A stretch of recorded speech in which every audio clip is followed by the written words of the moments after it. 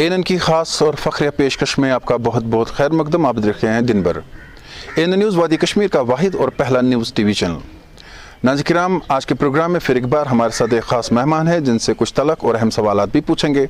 मेरे साथ आज मेरे प्रोग्राम में शरीक मेज़बान है भारतीय जनता पार्टी के जम्मू कश्मीर के पार्टी प्रेसिडेंट रविंदर रैना जी।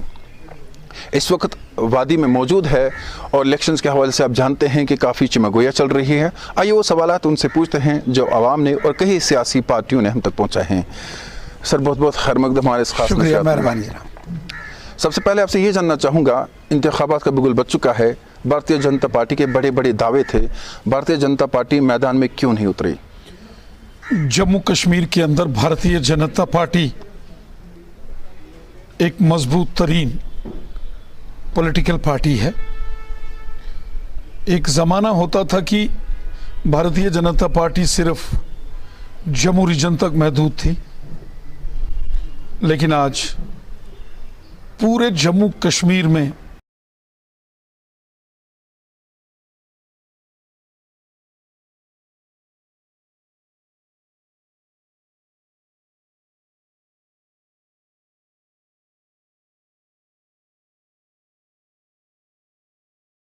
हर शहर में हमने अपने तंजीमी नेटवर्क को मजबूत किया। मेरी पर्सनल ये चॉइस थी कि हम 5 की 5 सीटों पर इलेक्शन लड़े और मैंने उसके लिए तैयारी की थी। आपने कई बार देखा होगा कि साउथ कश्मीर का अक्सर जिक्र आता है, अनंतनाग हो, कुलगाम हो, शोपियान हो, या इस सीट के साथ रजौरी पुंछ जुड़ा है। मैं खुद इसी पार्लिमानी सीट का वोटर भी हूँ और हमने बहुत मेहनत की। हर घर, हर गांव, हर गली, हर मोहल्ले तक हम पहुँचे। वहीं सेंट्रल कश्मीर में श्रीनगर हो, बडगाम हो, गांदरबल हो, पुलवामा हो, त्राल जैसे एरिया में भारतीय जनता पार्टी आज मजबूत हुई है। और वहीं नॉर्थ कश्मीर में बारामुल्ला, कुपवाड़ा, बांडीपुरा, यहाँ तक कि आप जो बॉर्डर के एरिए से उड़ी, करना, टंगधार, टीठवाल, मच्छल, केरन, लोलाब, त्रिगाम जैसे दूर दराज के एरिए में भी भारतीय जनता पार्टी का एक मजबूत वजूद है आज की डेट में। हमारी कोशिश थी, मैंने पूरी कोशिश की कि भारतीय जनता पार्टी का कारवां और काफिला और ज़्यादा मजबूत हो। लेकिन ये भी एक हकीकत है कि इलेक्शन जब लड़े जाते हैं तो जीतने के लिए लड़े जाते हैं, और भारतीय जनता पार्टी वो जमात है जो इलेक्शन लड़ती है जीतने के लिए, सिर्फ दिखाने के लिए इलेक्शन नहीं लड़ना। और जब आदमी या कोई सियासी जमात इलेक्शन में उतरती है तो उसका पहला एजेंडा होता है कि उसकी जमात जहां से वो इलेक्शन लड़ रही है वो जीत के आ जाए। तो और दूसरा एजेंडा होता है, अगर आपका कोई कोalition पार्टनर है और आपको लगता है कि वो मैदान में आप उसके साथ मिलके कॉमन मिनिमम प्रोग्राम बना के काम करेंगे और आप जीत सकते हैं, तो इस किस्म की भी ये जो स्ट्रैटेजीज है, इस प्रकार की रणनीति वो बनाई जाती है और इस प्रकार की हिकमत अमली जो है वो डेवलप करके, प्लान करके इलेक्शन लड़ा जाता है। भारतीय जनता पार्टी का वादी कश्मीर में कोई यहाँ हमारा कोalition पार्टनर, इससे पहले प्री पोल अलायंस हमारा कभी किसी के साथ नहीं हुआ। पोस्ट पोल अलायंस हमारे हुए और हमारी कोशिश है कि यहाँ से अगर कोई सियासी जमात एनडीए का हिस्सा बनती है तो फिर किस प्रकार से आगे हम पार्लियामेंट के इलेक्शंस में काम करेंगे।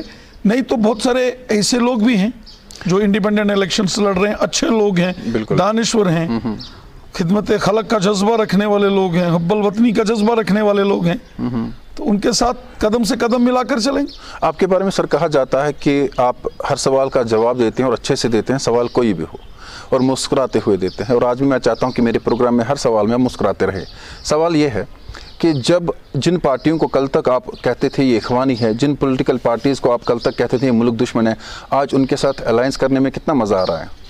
नहीं, अभी तक इस नतीजे पर हम नहीं पहुंचे हैं, चूंकि यहाँ तीनों सीटें हैं। अनंतनाग रजौरी एक पार्लिमानी सीट है, श्रीनगर पार्लियामेंट सीट और नॉर्थ कश्मीर की बारामूला सीट। तीनों सीटों को लेकर हमको अलग स्ट्रेटेजी बनानी पड़ेगी और मैं कोशिश कर रहा हूं यहाँ के अपने वर्कर्स के साथ, जो मेरे पार्टी के यहाँ वर्कर्स हैं जो पिछले कई सालों से जी जान लगाकर यहाँ कोशिश कर रहे हैं, जिनकी मेहनत की बदौलत आज साउथ कश्मीर हो, सेंट्रल कश्मीर हो या नॉर्थ कश्मीर हो, आज भारतीय जनता पार्टी का परचम बुलंद हुआ है। वो मेरी पार्टी के वर्कर हैं, वो पोलिंग बूथ के वर्कर हैं, वो सेक्टर इंचार्जेस हैं, वो कॉन्स्टिट्यूंसीज के प्रेसिडेंट और वहाँ के वर्कर हैं, या डिस्ट्रिक्ट्स के अंदर काम करने वाले लीडर हैं, या पार्टी के सीनियर लीडर हैं। उनकी मेहनत की बदौलत आज यहाँ भारतीय जनता पार्टी का परचम बुलंद हुआ है।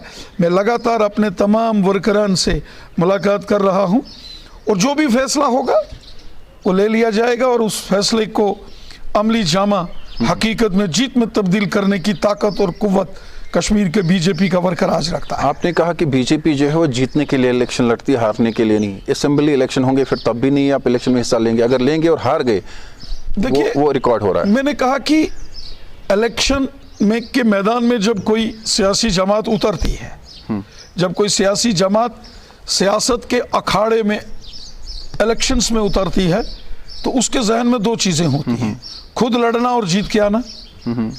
और अगर कहीं किसी को लगता है कि यहाँ मुझे अपने किसी कोलिशन पार्टनर को, जो मेरे कोलिशन का हिस्सा है, उसकी मदद करके जीत सकते हैं, तो इस किस्म की हिकमत अमली भी इलेक्शंस में सियासी जमातें बनाती हैं। आपने देखा यहाँ एक जमाना था कि गुपकार अलायंस बना था, उससे पहले चले जाओगे तो एक जमाने में मुत्तहदा महाज बना था।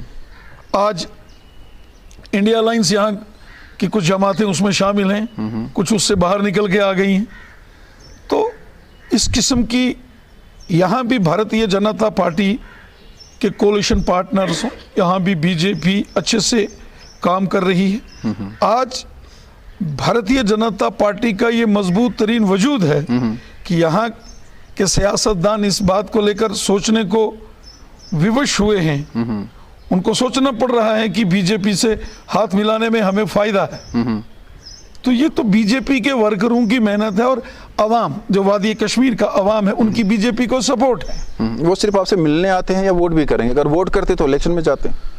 देखिए, मैं वादी कश्मीर के अपने भाई बहनों का, बुजुर्गों का, नौजवानों का और बच्चों का दिल की अमीन तरीन गहराइयों से मशकूर हूं कि यहाँ की आवाम ने हमें बहुत सपोर्ट किया है।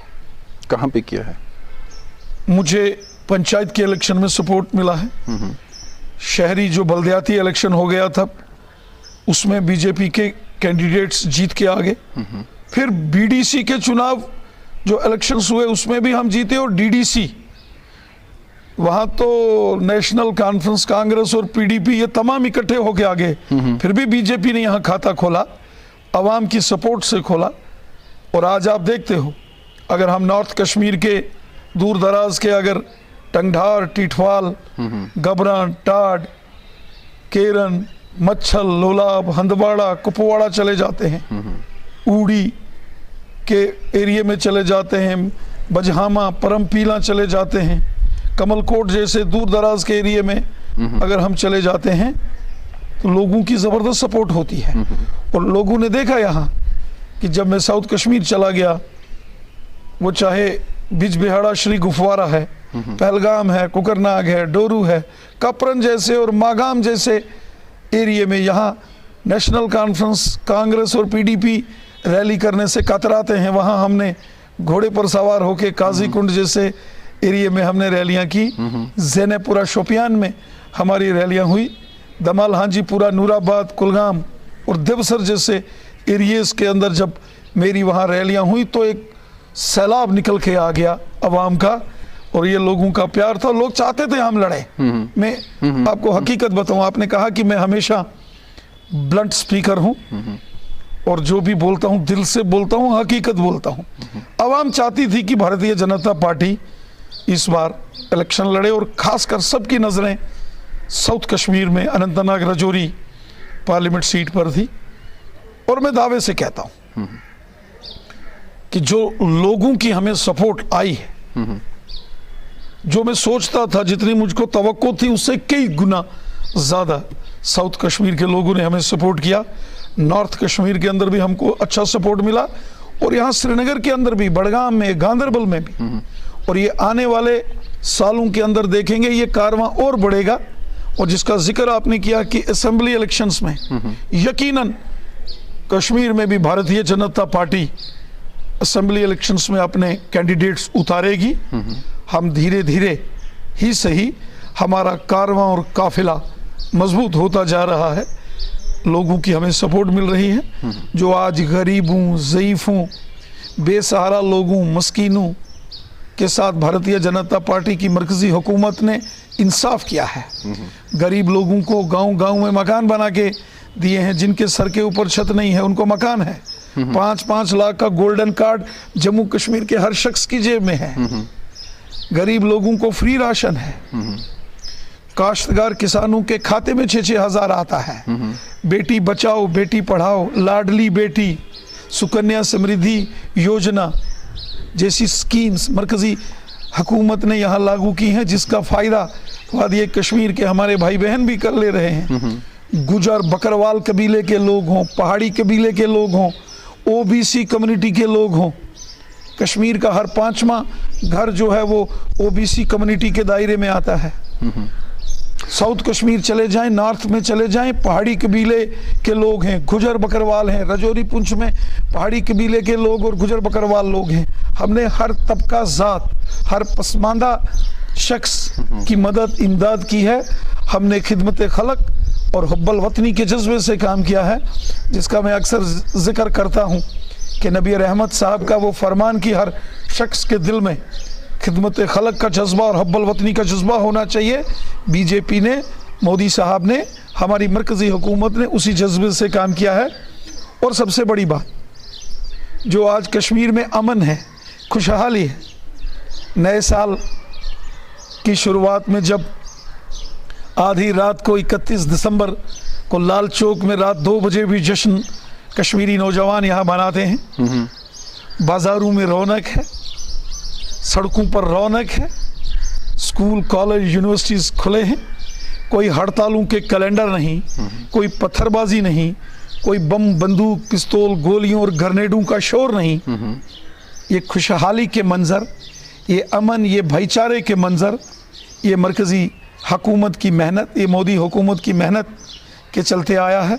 कोई पैलेट नहीं, कोई पीएसए नहीं, कोई गोली नहीं, कोई किसी को पकड़ धकड़ नहीं। मैं इस पे एक सवाल भी पूछूंगा बाद में, लेकिन सबसे पहला जो मेरा अहम सवाल आपसे, अभी भारतीय जनता पार्टी की टॉप लीडरशिप की बात करें तो वो कह रहे हैं जो पैट्रियोटिक पार्टीज़ है कश्मीर में हम उनका साथ देंगे। ये हमें कश्मीरियों को समझ नहीं आया कि ये पलटा कहाँ से जो है वो चेंज हो गया। कल तक तो कोई आपको नेशनलिस्ट नहीं दिखता था पॉलिटिकल पार्टीज़ मेन स्ट्रीम्स में, आज ये कौन है, उनके नाम बता दे, लोग भी खुश होंगे। डर क्यों रहे हैं? कश्मीर का बच्चा बच्चा मुल्क से मोहब्बत करता है। मैं पॉलिटिकल पार्टीज़ की बात कर रहा हूँ। कश्मीर के बच्चे बच्चे के दिल में मुल्क से, अपनी सरजमी से मोहब्बत है।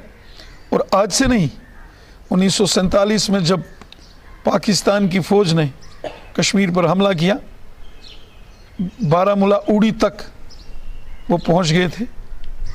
और वो मोहम्मद मकबूल शेरवानी साहब था जो बारामूला में खड़ा हो गया था और जिसने 1947 में नारा लगा दिया था, पाकिस्तानी हमलावर खबरदार, हम कश्मीरी हैं हिंदुस्तानी, हम कश्मीरी हैं तैयार। ये नारा लगाने वाला एक कश्मीरी मुसलमान था, मरहूम अमर शहीद मोहम्मद मकबूल शेरवानी साहब। उन्होंने यहाँ के लोगों की हिफाजत की और जिसका मैं जिक्र करता हूँ अक्सर नबी रहमत साहब को याद करते हुए कि नबी रहमत साहब का वो फरमान कि हर शख्स के दिल में हुब्बल वतनी, मुल्क से मोहब्बत और खिदमत खलक, एक कश्मीर के बच्चे बच्चे के दिल में है, हमारे नौजवानों में, बुजुर्गों में है। एक मुश्किल तरीन दौर आया 1999-90 के बाद, जब कश्मीर में एक तूफान उठ गया, जब यहाँ बंदूक ने बहुत खूनी खेल खेला। मुश्किल तरीन दौर था। उस मुश्किल तरीन दौर से आज हमारा कश्मीर बाहर निकला है, ये हमें खुशी है। यहाँ के कुछ सियासतदान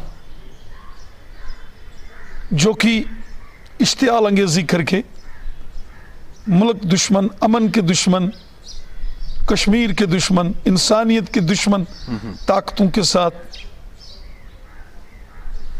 रात को मुलाकात करते थे और दिन को अपने आप को सियासतदान कहते थे, उन्होंने यहाँ कश्मीर को बर्बाद किया। कुछ लोग हैं जो कश्मीर के अंदर बर्बादी के मंजर जिन्होंने लाए, वो अपने आप को बड़े लीडर, कश्मीर के लीडर बाहर दिन में तो कहलाते थे, लेकिन जब सूरज गुरूब हो जाता था और वो फिर उल्टी चाल चलते थे। लेकिन ऊपर वाले का शुक्र है कि आज वो दौर ख़त्म हुआ है। सर, मैंने आपसे सिर्फ नाम पूछा था, मैं जानता हूँ आप बहुत अच्छे स्पीकर हैं, मैंने प्रोग्राम में पहले ही कहा, वो पैट्रियोटिक लीडर्स मुझे बताए जो आज आपको नज़र आ रहे हैं। ये चश्मा अगर बदल गया तो कैसे बदल गया? पैट्रियोटिक लीडर्स मुझे बताए कौन है, डर किसका है, खौफ किसका है? मैं अगर किसी एक का नाम लूंगा या दो का नाम लूंगा या चार का नाम ले लूंगा, बड़े लीडर तो मुझे लगता है कि वो नाइंसाफी होगी। मैं अगर किसी का जिक्र करूंगा, क्योंकि सियासी जमातों का आपस में इख्तलाफात होते हैं, एजेंडे के ऊपर, मैनिफेस्टो के ऊपर, आइडियोलॉजीज के ऊपर हो सकता है, लेकिन हम कोई दुश्मन नहीं है। सियासी इख्तलाफात होना अलग बात है, दुश्मनी होना अलग बात है। हमारी किसी से दुश्मनी नहीं है, मेरी तो अलबत्ता सबसे दोस्ती है। कोई भी शायद ऐसा कोई सियासतदान शायद ही जम्मू कश्मीर में होगा जिससे मेरी दोस्ती नहीं होगी, या जिसकी मैं इज्जत और एहतराम मैं तो हर एक का करता हूँ। मुझे सबकी इज्जत है, मुझे सबका एहतराम है। जो भी शख्स चाहे 100 वोट ले, 1 लाख वोट ले, जो अवाम के वोट लेके आता है, 100 लेगा तो भी वो 100 लोगों का एतमाद दिल जीत के आता है, 1 लाख लेगा तो भी 1 लाख लोगों का दिल जीत के आता है। तो मुझे किसी पर भी कोई पर्सनल तनकीद किसी के खिलाफ नहीं करनी है। मैं सबकी इज्जत करता हूँ और मैं चाहता हूँ कि सब कश्मीर की और कश्मीरियत की, कश्मीरी आवाम की बेहतरी के लिए काम करें। सबके दिल में एक दूसरे के प्रति, ठीक है हमारे सियासी इख्तलाफात होते हैं, लेकिन जब बात आवाम की आ जाए, जब बात जम्मू कश्मीर की आ जाए, जब अपने लोगों की खिदमत की बात हो, तो हमें कहीं ना कहीं एकजुट होकर भी बैठना चाहिए। तो इसलिए किसी की इल्ज़ाम तराशी करना मैं ठीक नहीं समझता। आपके बारे में ये भी कहा जाता है कि हमेशा आप हर एक से मिलते रहते हैं, और आज भी आपने डल झील का अकेले जो है सफ़र किया था, अमन आ चुका है, सब कुछ बदल गया है। जब हम नेशनल कॉन्फ्रेंस या पीडीपी की बात करते हैं, कहा जाता है कि आप हर एक के साथ मिलते हैं, तो क्या दोस्तियाँ चलती रहती है? आपका मिजाज ऐसा बताया जाता है कि आपका मिजाज बड़ा नरम है, आप हर एक से मिलते रहते हैं, बातें होती रहती है, और बीजेपी में शायद आप ऐसे वाहिद लीडर है कि जिनकी दोस्ती हर एक के साथ है। देखिए, सियासत, दोस्ती, रिश्तेदारी, ये हर एक के साथ कहीं ना कहीं रहती है। मैंने पहले कहा, सियासत एजेंडे के ऊपर होती है, इख्तलाफात एजेंडे के ऊपर हो सकते हैं, मैनिफेस्टो के ऊपर हो सकते हैं, काम करने के तौर तरीके के ऊपर इख्तलाफात हो सकते हैं, लेकिन दुश्मनी नहीं होती है। अलग अलग सियासी जमातों के लीडर्स के विजन, उनके मैनिफेस्टो, उनके काम करने के तौर तरीके से हम डिफरेंस ऑफ ओपिनियन हमारा हो सकता है, लेकिन हमारी दुश्मनी नहीं हो सकती, क्योंकि end of the day we are citizen of a country, और एक मुल्क के शहरी होने के नाते से हमको एक दूसरे का इज्जत और एहतराम करना है। मैंने वो दौर देखा है जब आंझानी अटल बिहारी वाजपेयी साहब हमारे मुल्क के प्राइम मिनिस्टर थे, तो यहाँ आते थे तो सब उनको मिलने के लिए आते थे, और सब खुशी खुशी वाजपेयी साहब के साथ मिलते थे। आज भी तमाम सियासी जमातों के बड़े लीडर वाजपेयी साहब को याद करते हैं। मोहतरम उमर अब्दुल्ला साहब का मैं चंद रोज पहले एक इंटरव्यू सुन रहा था। वो वाजपेयी साहब के अंदर हमारे मुल्क को रिप्रेजेंट करते थे एज ए फॉरेन मिनिस्टर। जब वाजपेयी साहब प्राइम मिनिस्टर थे, वो फॉरेन में जाते थे, यूनाइटेड नेशन में जाते थे। तो उमर साहब चूंकि उस वक़्त फॉरेन मिनिस्टर थे, तो वाजपेयी साहब के साथ जाते थे। उसका जिक्र उमर साहब ने किया।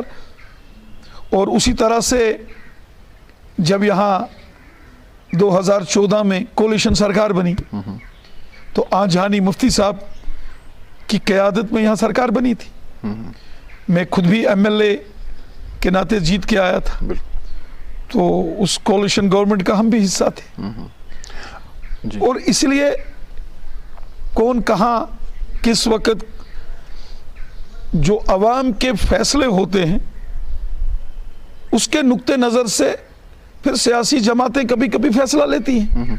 कहते हैं सर मोहब्बत में सब कुछ जायज़ है, लेकिन ऐसा लगता है कि सियासत में सब कुछ जायज़ है। अभी आपने कहा, और आपकी दिल्ली की टॉप लीडरशिप ने भी कई बार कहा, मोदी साहब की भी मैं बात करता हूं। मुझे मेरा सवाल सर, आप दिल्ली की बात करेंगे, हमारे प्राइम मिनिस्टर मोदी साहब ने भी कई मर्तबा जब जम्मू कश्मीर के मुतालिक बातें की, हमारे मोहतरम होम मिनिस्टर अमित शाह साहब ने दारुल हुकूमत दिल्ली में जब कई बार जम्मू कश्मीर के बड़े लीडर्स को बुलाया, तो हम गए।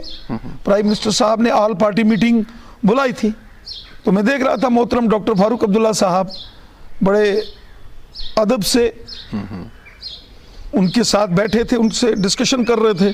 गुलाम नबी आज़ाद साहब थे, महबूबा मुफ्ती साहिबा जो फॉर्मर चीफ मिनिस्टर हैं, वो उस मीटिंग में थे, और उसके अलावा मुजफ्फर बेग साहब थे। मैं खुद उस मीटिंग का हिस्सा था। मोहतरम उमर साहब थे। तो हम सब लोग वहाँ थे। सब ने अपने अपने जो मौक़िफ़ थे प्राइम मिनिस्टर साहब के साथ रखे। आखिर वो हमारे मुल्क के प्राइम मिनिस्टर हैं, और ये सबका राइट है कि वो जाके मिलते हैं। और अगर कोई मिलता है अपनी आवाम की बेहतरी के लिए, अपने आवाम की बेटरमेंट के लिए, अपने एरिया की डेवलपमेंट के लिए, कश्मीर के और जम्मू की आवाम की बेहतरी के लिए अगर कोई मुल्क के प्राइम मिनिस्टर से मिलता है, तो उसमें कुछ भी गलत नहीं। सर मेरा ये सवाल नहीं था, मैं ये कह रहा था, आप मेरा सवाल सुने। मेरा सवाल था कि कहते हैं कि मोहब्बत में सब कुछ जायज़ है, लेकिन यहाँ लगता है सियासत में सब कुछ जायज़ है। आपने कहा, आपकी पार्टी की टॉप जो लीडरशिप है उन्होंने कहा, जम्मू में आपके कई स्टेटमेंट्स है जो रिकॉर्डेड है, उनमें कहा गया यहाँ फैमिली पॉलिटिक्स की गई, इन्होंने बच्चों के हाथ में बंदूकें दी, इनके साथ कोई बातचीत नहीं होगी। आज ये मोहब्बत क्या इलेक्शन में जाग गई है? आज आप कह रहे हैं कि मेरे सारे दोस्त हैं। क्या कश्मीरियों को हमेशा सियासत से इस्तेसाल किया गया? देखिए, ये दोस्त कैसे बन गए आज? मैंने पहले कहा कि कश्मीर की आवाम, सर पॉलिटिक्स की बात करते हैं, आवाम आपसे बहुत प्यार करती है, हम भी देखते रहते हैं आपके वीडियोस में, उसमें कोई शक नहीं है। मैंने ये भी कहा कि आप कश्मीर के सियासतदानों की भी मैं बात करूंगा। कश्मीर के सियासतदान जो हैं, मैं सबकी इज्जत करता हूं, इंसानियत के नाते मैं सबकी इज्जत करता हूं। लेकिन अगर कहीं कोई गलत बयानबाजी या इश्तियाल अंगेजी या आग लगा के सियासत करता है, तो फिर वो तनकीद का निशाना भी बनता है, और फिर दोस्ती भी हो जाती है। नहीं, मैंने कहा दुश्मनी तो होती नहीं है। चलिए, दुश्मनी तो कोई तलवारें निकाल के, बंदूकें निकाल के एक दूसरे पर सियासत में चलाना तो सियासत नहीं होता है। सियासत का मतलब किसी का की कत्लो गारत करना नहीं है, खून बहाना नहीं है। सियासत में डिफरेंस ऑफ ओपिनियन हो सकता है, और हमारा मुल्क जमहूरी मुल्क है, डेमोक्रेसी है। बात करके अपनी बात को आवाम के सामने रखकर हम आवाम को मुतमीन करते हैं, कन्विंस करते हैं, क्योंकि फैसला फिर आवाम करती है कि किसके हाथ में जो है सरकार देनी है, किसके हाथ में हुकूमत देनी है। ये तो आवाम का फैसला होता है। हमारी दुश्मनी किसी से नहीं होती है जनाब। हाँ, अगर कोई गलत करेगा, किसी का गलत एजेंडा होगा, कोई गलत मैनिफेस्टो लगाएगा, कोई गलत रास्ते से आगे जाने की कोशिश करेगा, कोई आग लगाकर लाशों पर कोई सियासत करेगा, अगर कोई आग लगाकर लोगों की बर्बादी के मंजर लाने की कोशिश करेगा, तो फिर वो तनकीद का निशाना बनता है जनाब। फिर कानून है, कानून से बड़ा तो कोई नहीं है। कुछ लोग ये भी सवाल कर रहे हैं कि नेशनल कॉन्फ्रेंस के साथ आपकी बातचीत हो रही थी, यानी भारतीय जनता पार्टी की, और कहीं ना कहीं इलेक्शन में एक साथ जाने की। इसमें क्या कुछ हकीकत है और क्या ऐसा प्लान है? नहीं, बिल्कुल नहीं है। ऐसा कोई भी किसी भी मरहले पर कहीं भी किसी स्टेज पर कभी नेशनल कॉन्फ्रेंस के साथ या पीडीपी के साथ या यहाँ किसी और जमात के साथ अभी तक प्री पोल अलायंस की बात नहीं चली। हम तो अपने दम पर यहाँ कश्मीर में 5 की 5 सीटें लड़ने की तैयारी में थे और इसलिए तो हमने इतनी जान लगाई है। तो अब आपको दुख हो रहा है कि भाई कमांड ने आपका नहीं सुना, आप लड़ना चाहते थे, आप कई दिनों तक पुलवामा में रहे, आपने लोगों से बात की, बड़ी रैलीज आपने भी की है, दुख है? देखिए, मेरी कोशिश थी कि मैं यहाँ से बीजेपी के कैंडिडेट, बीजेपी के इलेक्शन सिंबल के ऊपर यहाँ इलेक्शन लड़ा जाता। बतौर पार्टी प्रेसिडेंट ये मुझे 7वां साल है और ये बहुत लंबा टेन्योर पार्टी की खिदमत का, आवाम की खिदमत के लिए मुझे पार्टी ने दिया है। मैं पार्टी का बहुत मशकूर हूँ। पार्टी के तमाम वर्करान का, पोलिंग बूथ से लेके स्टेट के जितने लीडर हैं, जिलों डिस्ट्रिक्ट्स के हमारे जितने वर्कर हैं, मैं उनका मशकूर हूँ। 15 लाख से ऊपर वर्कर भारतीय जनता पार्टी का जम्मू कश्मीर में है। मैं अपने तमाम वर्करों का शुक्रगुजार हूँ। उन्होंने मुझे बहुत सपोर्ट किया, बहुत प्यार दिया और पार्टी के जो आला कमान है, पार्टी के नेशनल प्रेसिडेंट साहब, होम मिनिस्टर साहब, प्राइम मिनिस्टर साहब की ब्लेसिंग्स और उनकी सपोर्ट से, उनकी गाइडेंस से मैं पिछले 7 सालों से पार्टी का प्रेसिडेंट हूँ और मैंने कोशिश की है कि भारतीय जनता पार्टी को पूरे जम्मू कश्मीर के कोने कोने तक ले जाऊं और मैं आज इस बात की मुझे तसल्ली है, खुशी है कि मैं इस मिशन में कामयाब रहा हूं कि हर गांव में और हर शहर में बीजेपी का परचम है।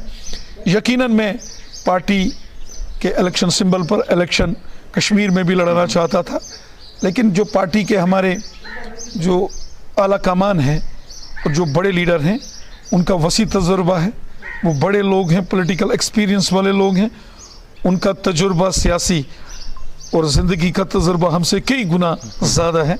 जो उन्होंने फैसला लिया है वो मुझे कबूल है, मैंने तस्लीम किया और मैं आज यहाँ कश्मीर में हूँ, अनंतनाग, कुलगाम, शोपियान में हूँ, श्रीनगर में हूँ, बारामूला, कुपवाड़ा, बांडीपुरा जाने वाला हूँ, बड़गाम और गांदरबल, पुलवामा जाने वाला हूँ। अवाम के बीच हूँ, अवाम का खादिम हूँ, खिदमतदार हूँ, अवाम के बीच रहता हूँ। 9:35 कर कौन कौन दिल्ली गया और वहाँ कहा कि आप न लड़े, हम आपका साथ देंगे?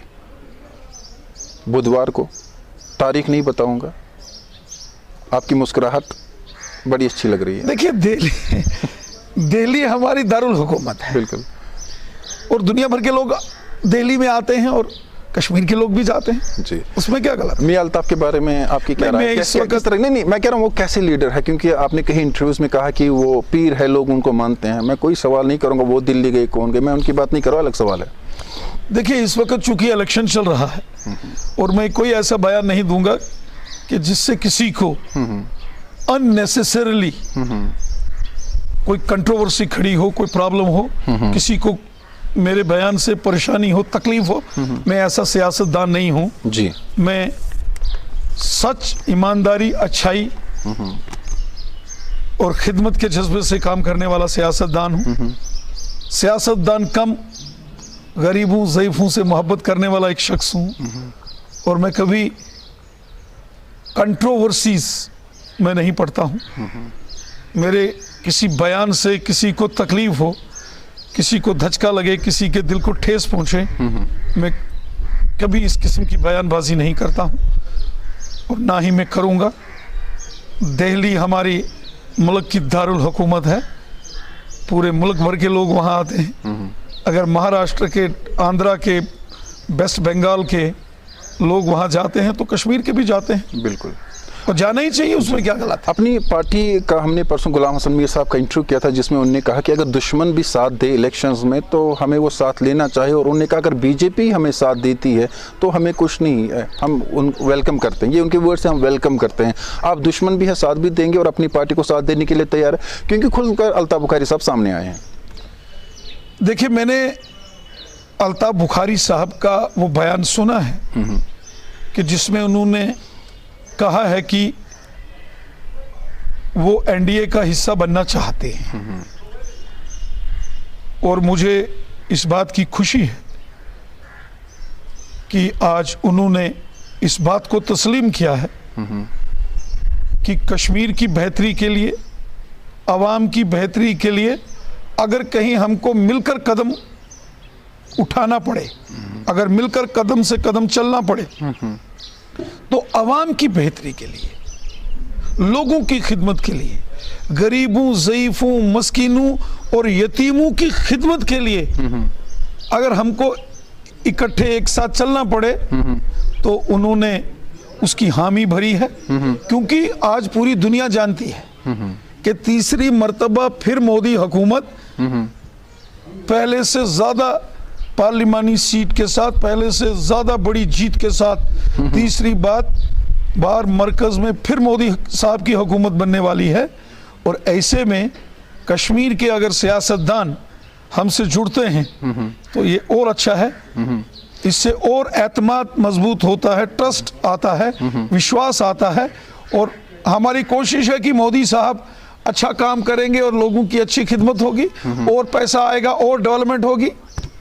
जब नेशनल कॉन्फ्रेंस आपके साथ थी तब नेशनल कॉन्फ्रेंस वाले अच्छे थे, जब पीडीपी आपके साथ थी वो अच्छे थे, अब जो है अपनी पार्टी या सजाद लोन साहब आ रहे हैं वो अच्छे हैं, कल उनको भी छोड़ देंगे?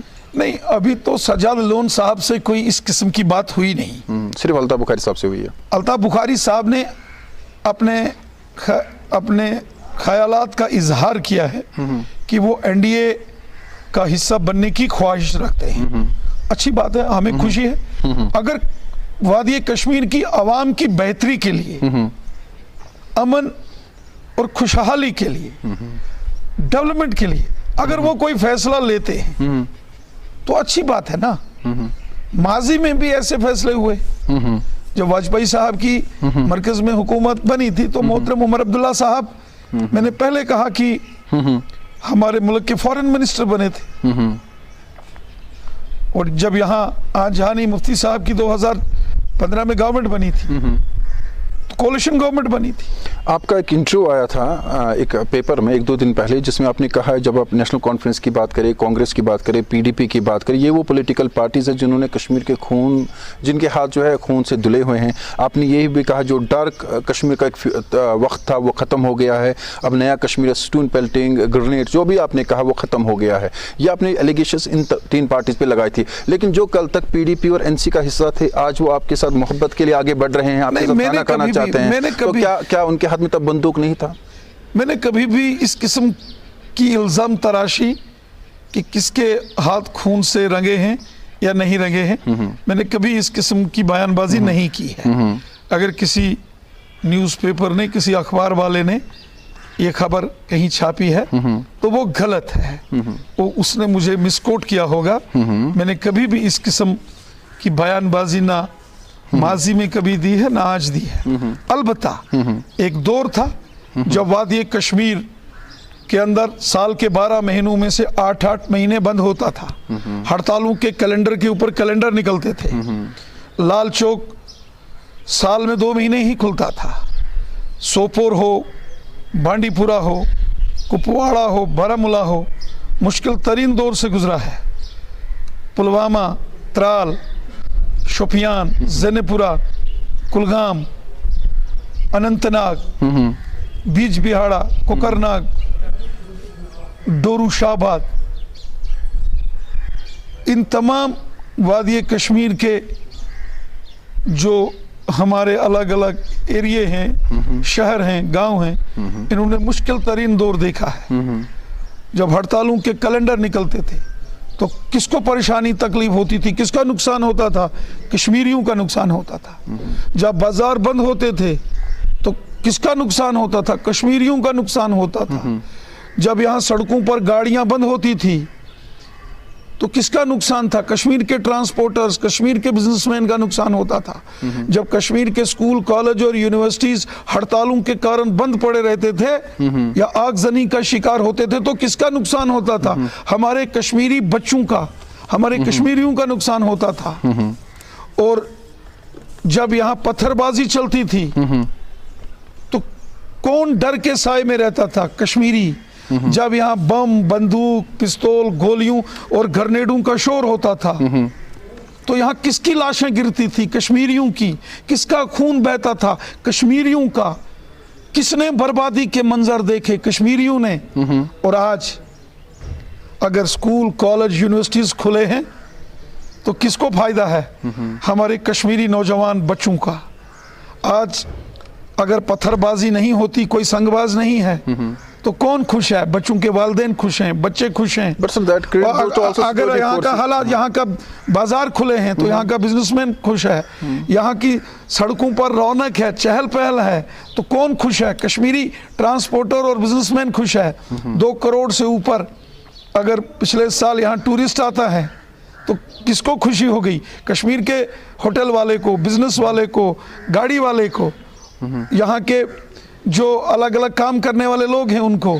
अगर यहाँ G20 का समिट होता है तो पूरी दुनिया में कश्मीर का नाम रोशन होता है। जनाब, ये सब काम हमारी हुकूमत में हुए हैं। हमने यहाँ अमन अमान लाया है, हमने खुशहाली लाई है।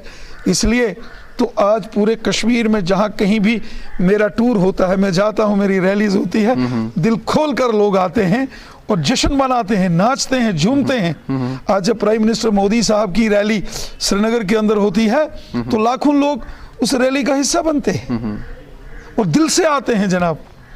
दिल से लोग हमसे मोहब्बत करते हैं और हम भी यहाँ की आवाम को दिल से मोहब्बत करते हैं, दिल से इज्जत और एहतराम करते हैं यहाँ की आवाम का। कुछ रिपोर्ट्स ऐसी भी है, बीजेपी जो है, जब हम अनंतनाग कॉन्स्टिट्यूंसी की बात कर रहे हैं, जो इलेक्शंस होने वाले उनको डेफर करना चाहती हैं। रीज़न क्या है, क्यों करना चाहे? और कुछ नई पॉलिटिकल पार्टीज़ आपने यहाँ पे बनाई है जिनको आपने कहा है कि आप इलेक्शन कमीशन से रब्ता करें और कोशिश करें इलेक्शन ना हो, जिस पे उमर अब्दुल्ला और महबूबा मुफ्ती काफ़ी नाराज़ है।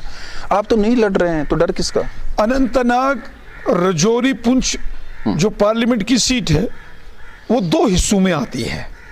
एक हिस्से में वादी कश्मीर के अंदर डिस्ट्रिक्ट अनंतनाग, कुलगाम और शोपियान का ज़ैनपुर आता है, और दूसरा हिस्सा पीर पंजाल के साउथ में जो रजौरी पुंछ का एरिया आता है। चूंकि मौसम की खराबी के चलते भारी बर्फबारी हुई है और एकमात्र जो रोड कनेक्टिविटी है वादी कश्मीर से, जो रजौरी पुंछ को जोड़ने वाला रास्ता है, मुगल रोड, पीर की गली, वहां 20-20 फुट से ज्यादा बर्फ गिरी है।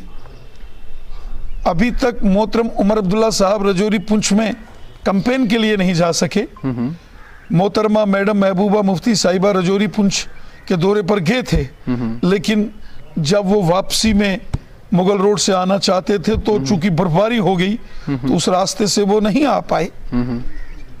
यहाँ के जो कैंडिडेट्स हैं जो वादी कश्मीर से ताल्लुक रखते हैं, वो कैंपेन के लिए अभी तक रजौरी पुंछ नहीं जा सके।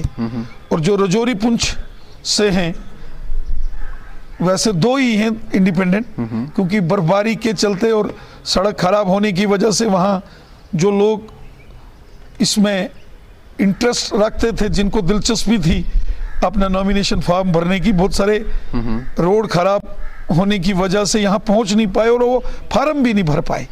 इसलिए हमने इलेक्शन कमीशन ऑफ इंडिया को एक लेटर लिखा था और बहुत सारी और जमातों ने, बहुत सारे और कंटेस्टिंग कैंडिडेट्स ने लेटर लिखा कि वो यहाँ चाहते हैं कि डेफर हो जाए, रीशेड्यूल हो जाए, 6th या 7th फेज में इलेक्शन चला जाए, तब तक बर्फ पिघल जाएगी और आसानी हो जाएगी कैंपेन में भी। रोड ही एकमात्र प्रॉब्लम नहीं है, जो पहाड़ी क्षेत्र है, मंडी, लोरन, सब्जियां, सुरनकोट, जो बफलियास, चंदीमढ़, डोगरा, पोशाना, लसाना, इन तमाम ऊपर के एरियाज में काफ़ी बर्फबारी हुई है। बिम्बर गली में, बालाकोट में, मेंढर के ऊपर पहाड़ों में, पुंछ में, और शोपियान के ज़ैनपुरा और कुलगाम के पहाड़ों में, दमाल हाजीपुरा के ऊपर पहाड़ों में ज़बरदस्त बर्फबारी हुई है। कुकरनाग के आप जो पहाड़ी एरिया है, डकसुम का ऊपर का एरिया, वहाँ चले जाएंगे और कापरन चले जाएंगे, छतरगुल चले जाएंगे। ये मशवरा सर आपने, वहाँ बहुत बर्फबारी गिरी है। ये मशवरा दूसरे जो पॉलिटिकल पार्टीज या जो इंडिपेंडेंट कैंडिडेट्स थे उनको आपने दिया कि आप भी जो है इलेक्शन कमीशन को लिखें? नहीं, सब लोग हकीकत से वाकिफ हैं सब लोग ग्राउंड पर काम करते हैं, और जब उन्होंने ग्राउंड रियलिटीज देखी तो उन्होंने चिट्ठी लिखी। अल्ताफ बुखारी ने कुछ वक्त पहले कहा था कि जो जमात इस्लामी के कई लीडरों ने उनकी पार्टी में शमूलियत की, जो अच्छा भी अगर कोई एंटी नेशनल था जिसका पास था, जो अभी कह रहे हैं जिनसे गलतियां हुई उन्हें माफ़ किया जाए, लेकिन उन्होंने कहा कि लोग दिल्ली जाते हैं और मेरी मुखालफत करते हैं। दिल्ली में डराते हैं आप? दिल्ली मुल्क की दारुल हुकूमत है, वहाँ डराया भी जाता है? दिल्ली सबसे मोहब्बत करता है। मुल्क की दारुल हुकूमत से सबको मोहब्बत होती है, मुल्क की पहचान होती है।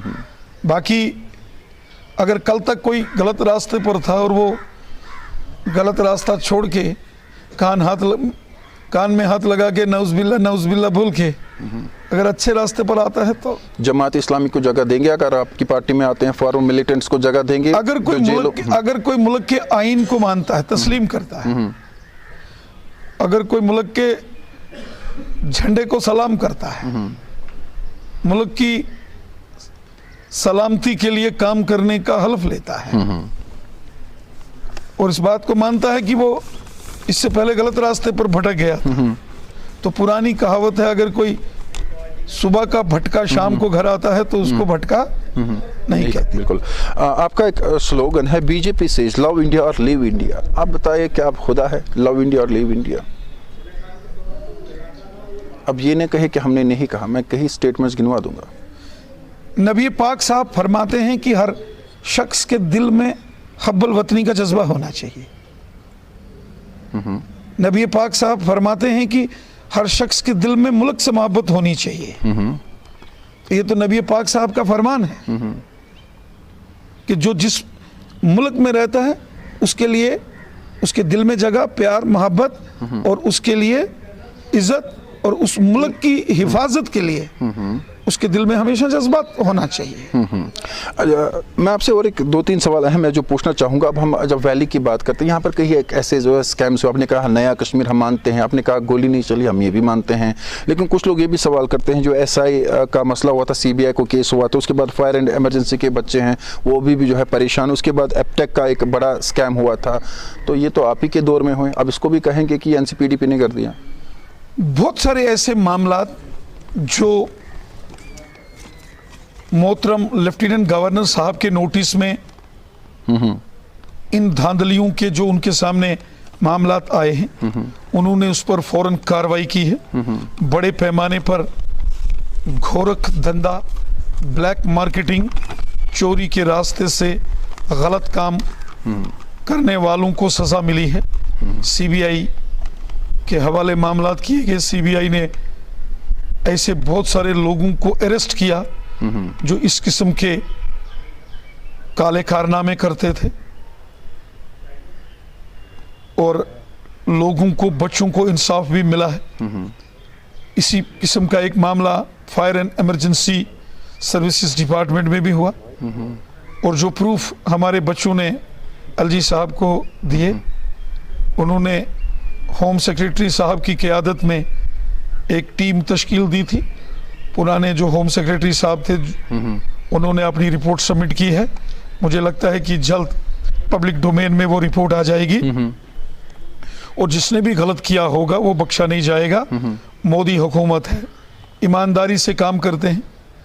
पुलवामा का जब एक नौजवान जो दिन में मजदूरी करता है, पेंट करता है लोगों के घरों और दुकानों में, और शाम को घर में आके पढ़ता है और वो नीट का टेस्ट क्वालिफाई करके अगर डॉक्टर बनता है तो ये मान लेना चाहिए कि ईमानदारी से काम होता है। नहीं, वो भी आपको क्रेडिट जाता है, वो तो पढ़ा उसने वो अपनी मेहनत की है। क्या वो बीजेपी ही सारा करती है? पास भी आप ही कराते हैं? शायद ईमानदारी से सिस्टम में ट्रांसपेरेंसी आई है तो पुलवामा का वो बच्चा जो कि दिन में मजदूरी करता है तो रात को मेहनत करता है, ये उसी की मेहनत है, ये उसी की मेहनत है। लेकिन सिस्टम में ट्रांसपेरेंसी, सिस्टम में ईमानदारी आई है तो मुझे लगता है पहले जो हमारे बच्चे क्वालिफाई नहीं करते थे उनके साथ जो धोखा होता था। बहुत सारे ऐसे केसेस हमारे सामने आए यहाँ जो डिजर्विंग बच्चे थे उनके साथ नाइंसाफियां हुई। जिन्होंने टेस्ट तो क्वालिफाई किए, रिटर्न में तो वो टॉप पोजीशंस पर रहे, लेकिन इंटरव्यू में उनको 200 में से 20 नंबर ही दिए गए। तो आप मानते हैं कश्मीरियों के साथ ज्यादती हुई है? ऐसे बहुत सारे मामलात हमारे सामने आए। आखिरी सवाल मेरा आपके साथ है, क्योंकि काफ़ी मसरूफ है और आपका शुक्रिया भी अदा करते हैं। आपने देखा होगा कि कुछ वक्त पहले एक डिमोलिशन ड्राइव चली थी, बहुत सारे लोगों ने अप्रिशिएट भी किया था। जो बड़े बड़े मगरमच्छ थे उन्होंने सारी सरकारी प्रॉपर्टी खाई थी, लेकिन उसके बाद अगर बुलडोजर चला तो वो गरीब के घर पे चला। किसी गरीब के घर में कोई बुलडोजर नहीं चला। मेरा सवाल पूरा नहीं रहा, मेरा सवाल पूरा नहीं हुआ भी। उसमें कहा जा रहा है कि पॉलिटिकल इंटरफेरेंस हुई थी, जिस तरह से एलजी साहब ने कोशिश की थी, एक ऑनेस्ट कोशिश थी सरकार की तरफ से, लेकिन कुछ लोग बीच में आ गए। उन्होंने कहा कि गुलमर्ग छोड़ दीजिए, पहलगाम छोड़ दीजिए, सोनमर्ग छोड़ दीजिए, आप किसी का छत गिरा दे। ये मैं नहीं कह रहा, ये कुछ किसी भी गरीब का घर जो है वो नहीं गिराया गया, किसी के घर पर बुलडोजर नहीं चला है। मोदी हुकूमत है जहां जिसके सर के ऊपर छत नहीं है, ऐसे लाखों गरीब परिवारों को, घरों को छत देने का काम मोदी हुकूमत करती है। हम दिलों को जोड़ने वाले लोग हैं। हम इस किस्म से गरीबों के ऊपर जुल्म सितम के खिलाफ आवाज़ बुलंद करने वाले लोग हैं। एलजी साहब की एक कोशिश थी कि जिन लोगों ने गलत तरीके से अपनी पोजीशंस का मिसयूज करते हुए सैकड़ों कनाल सरकारी ज़मीनें कब्जा की, गरीब लोगों को सताया, गरीबों को जुल्म सितम का शिकार बनाया गया, ऐसे लोगों के खिलाफ उनकी निशानदेही करके कार्रवाई करने की कोशिश एलजी साहब ने की। लेकिन आम किसी शख्स को इस जुमरे में, दायरे से बाहर रखा गया। एलजी साहब ने तो यहाँ तक कहा जिसके पास ज़मीन नहीं है उसको 5 मरले ज़मीन सरकार देगी, और फिर सरकार ने ऐसे बहुत सारे लोगों को जो लैंडलेस थे उनको ज़मीनें भी दी। मैंने इसमें ना प्राइम मिनिस्टर साहब की बात की, ना एलजी साहब की बात की, ना आपकी। मेरा कहना है जो नीचे वाला लेवल था, ब्यूरोक्रेटिक लेवल पे, वहाँ पे कोशिश की गई कि इसको डाइवर्ट किया जाए ताकि वो डिमोलिशन ड्राइव रुके, और रुकी भी है। देखिए, जिसके पास 100 साल पहले जिसने गुलमर्ग में होटल लिया वो आज भी है, उसको तो आप लोगों ने हाथ नहीं लगाया, उस पर तो आपने बात नहीं की। या वहाँ पे होटल की टिकट फ्री मिलती है? नहीं, मैं तो कभी होटल में रुकता नहीं हूँ, मैं कभी होटल में जाता भी नहीं हूँ। लेकिन मुझे लगता है कि माजी में बहुत सारे ब्लंडर्स हुए, और धीरे धीरे वो चीज़ें दुरुस्त की जा रही हैं। और वादी कश्मीर की आवाम को, आम लोगों को बहुत अच्छे से समझ आ रहा है कि कौन हमारे लिए बेहतर है और कौन है जो हमारे लिए खतरनाक है। जी, आखिरी सवाल मैं आपसे पूछना चाहूँगा, अगर आपसे पूछा जाए कश्मीर में जो अभी इंतखाबात होने हैं, वोट किसको करें तो किसको कहेंगे? लोग किसको वोट डालें? आप तो नहीं हैं, आप नाम बता दें जो पर्दे के पीछे हैं। लोग वोट करेंगे, आपसे मोहब्बत बहुत लोग करते हैं, आप बता दें आज। यकीनन उस शख्स को वोट देना चाहिए जो गरीबों का हिमायती हो, जो मस्कीनों, ज़ईफ़ों और बेसहारा लोगों के हर दुख सुख में खड़ा हो, जो खिदमत खलक और हुब्बल वतनी के जज्बे से काम करने का जज्बा रखता हो, जो हर खुशी और हर गम में आवाम के साथ खड़ा हो, जो ईमानदार हो, जो लोगों की बेहतरी के लिए और बच्चों के अच्छे मुस्तकबिल के लिए सोचता हो, उसको वोट देना चाहिए। और जो इश्तियाल अंगेजी करते हों, जो नफरत की सियासत करते हों, जो बांटने की सियासत करते हों, जो आग लगाकर और बच्चों की लाशों पर सियासत करने की कोशिश करे, उससे दूर रहना चाहिए। और जो खुशहाली, अमन, यकजहती और लोगों की बेहतरी के लिए और बच्चों के अच्छे मुस्तकबिल की सोच रखता हो, उसका साथ देना चाहिए। बहुत सारे सवाल थे, वक्त आपके पास कम है। मैं देख रहा हूँ कि काफ़ी लोग आपके पास यहाँ आए हुए हैं। बहुत बहुत शुक्रिया ये अपना कीमती वक्त देने के लिए। अगर आपके पास फिर कभी वक्त होगा तो हमें ज़रूर दीजिएगा, क्योंकि मेरे कई सवाल जो है वो पड़े हुए हैं, लेकिन लोग बहुत आपका इंतज़ार कर रहे हैं। बहुत बहुत शुक्रिया, थैंक यू। तो नाज़रीन, आप देख रहे थे खास नशरियात। हमारे साथ आज खास भारतीय जनता पार्टी के सीनियर लीडर थे, जम्मू कश्मीर के भारतीय जनता पार्टी के प्रेसिडेंट रविंदर राणा, जिनसे बात हुई। फिर कभी इनसे फिर एक बार मुलाकात करेंगे। तब तक के लिए आपको और हमारा अल्लाह निगहबान। खुदा हाफिज़ व Nasir.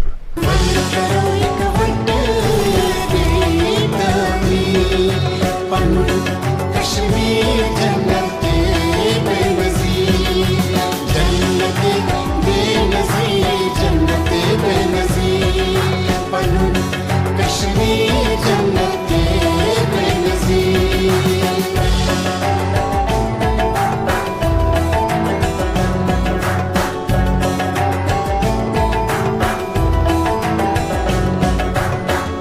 You are stronger than you think. TCI